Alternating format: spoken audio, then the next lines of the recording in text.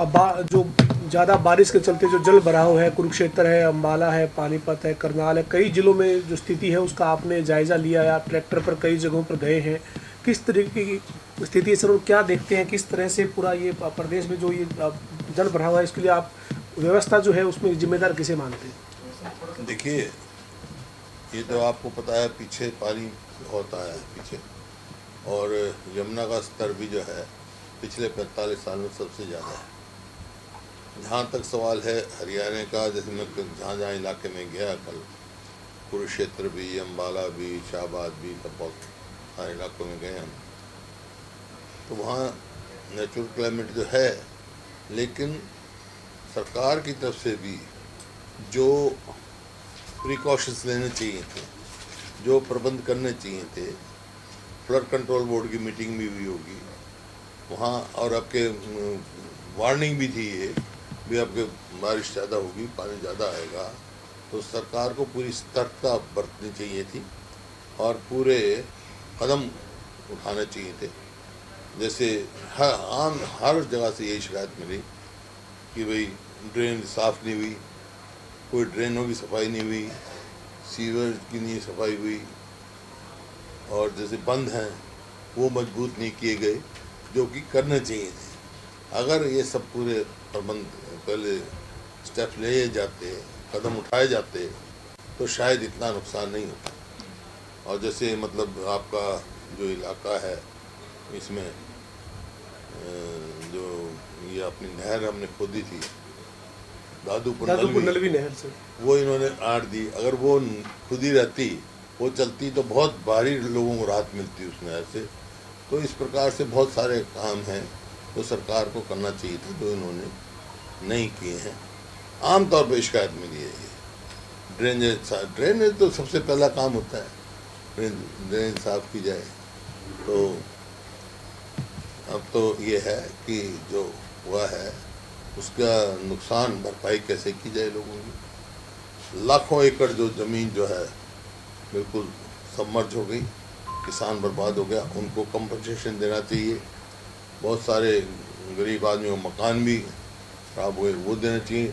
दुकानों का बड़ा नुकसान हुआ, दुकानदार का। और ये इंडस्ट्री का, जैसे अम्बाला में है वो जो इंडस्ट्रियल एरिया है, वहाँ पे एक एक उसका करोड़ों रुपए का नुकसान हुआ है। तो सबकी जो है जो पूर्ति करनी चाहिए, नुकसान की पूर्ति करनी चाहिए सरकार को। और आम तौर पे शिकायत थी कि सरकार की तरफ तक कोई पूछने नहीं गया, कोई कदम नहीं उठाया गया। हाँ, वहाँ के लोगों ने, मैं बड़ा कहा भी, अपील भी की, और वो लोगों का देखा मैंने, लोगों ने मदद की।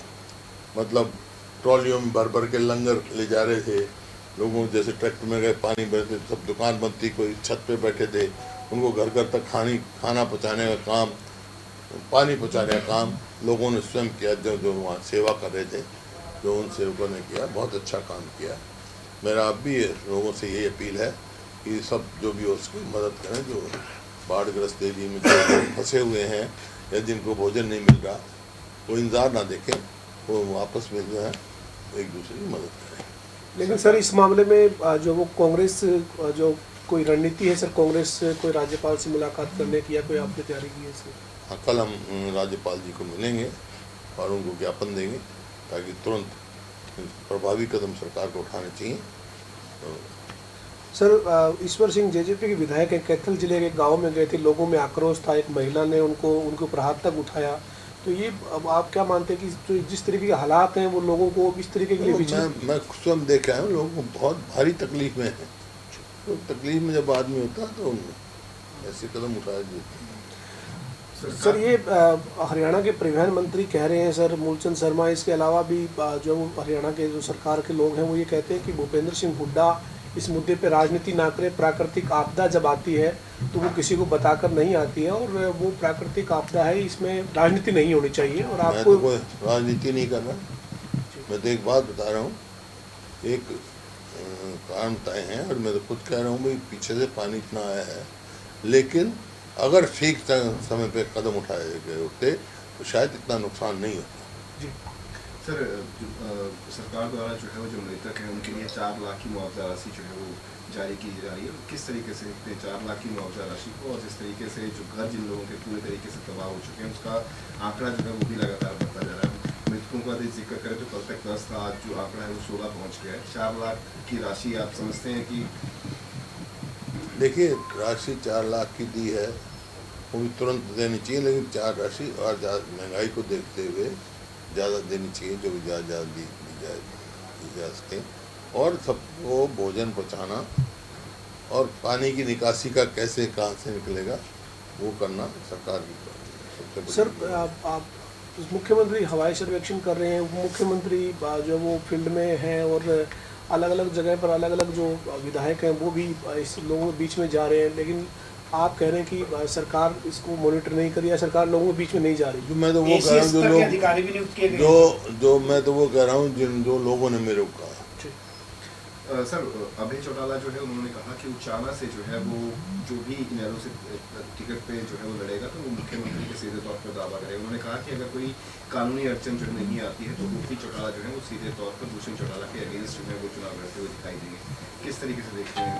इसमें देखना क्या प्रजातंत्र है, कानूनी दायरे में जो भी लड़ सकता है। आप लड़ना चाहो आप लड़ लो, वहाँ कोई भी लड़ ले, वही किसमें क्या मनाही थोड़ा है प्रजातंत्र में, कोई भी लड़ो। लेकिन जो परिवार के अंदर जो खटास है वो लगातार बढ़ती जा रही है। एक बड़ा कुंबा था, वो कुंबा बढ़ता जा रहा है, कुंबा अपने एक दूसरे के सामने खड़ा हो रहा है। कितना फायदा जो है इससे कांग्रेस को होगा, बीजेपी को होगा, क्योंकि 2 पार्टियां इनेलो और जसपा जो है बीजेपी का या कांग्रेस का बात नहीं, लेकिन लोग हरियाणा के लोग मन बना चुके हैं कांग्रेस पार्टी को जीते हैं और चाइना से जो भी कांग्रेस पार्टी का उम्मीदवार होगा वो जीतेगा।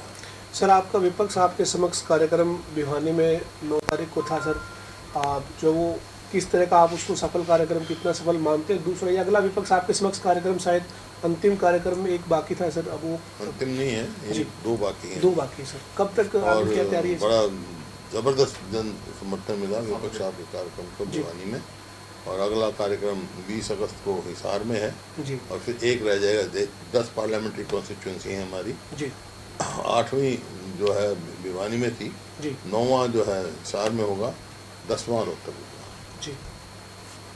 सर इस जो आपका प्रकाश मत है किरण चौधरी और उनकी बेटी जो है वो नहीं आई थी, तो बाद में वो अलग से प्रोग्राम कर रही थी। कोई बात नहीं, कांग्रेस का करें ना प्रचार करें तो एक ही दिन सर दूसरा कार्यक्रम पैरेलल तक तय हो जाना सर, होगा कोई कार्यक्रम, कांग्रेस का ही प्रचार करें ना।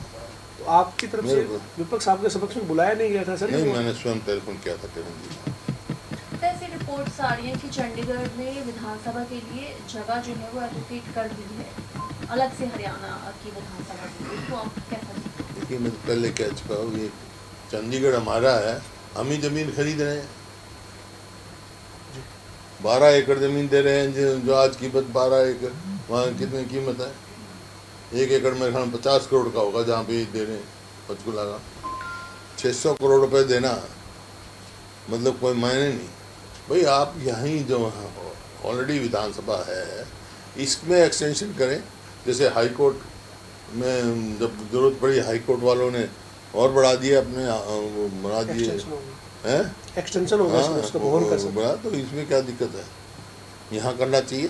तो आपका मतलब है कि अलग से नहीं होना चाहिए, इसी को एक्सटेंड करना चाहिए था। हम अपनी जगह क्यों छोड़ें?